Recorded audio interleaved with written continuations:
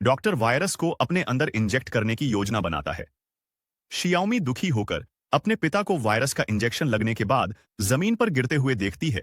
उनके शरीर पर जहरीले घाव हैं और चेहरे पर नाराजगी का भाव है।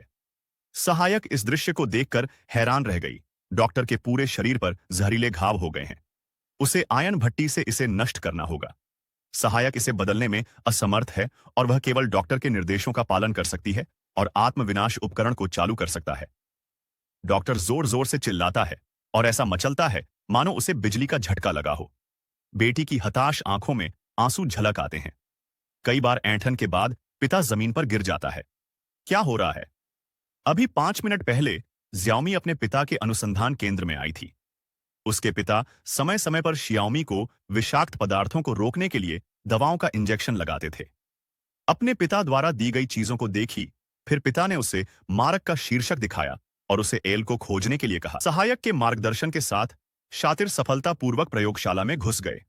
जियाओमी को पता चल गया और वह अपने पिता के पिछले निर्देशों के बारे में सोचते हुए हताश होकर भागी।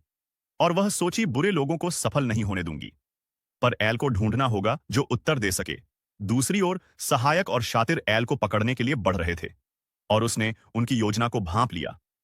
तभी वहां ज्याओमी पहुंची। उसकी आंखों में आग थी। अपने हाथ में इंजेक्शन उठाया और निडरता से बोली, अब मेरी बारी है।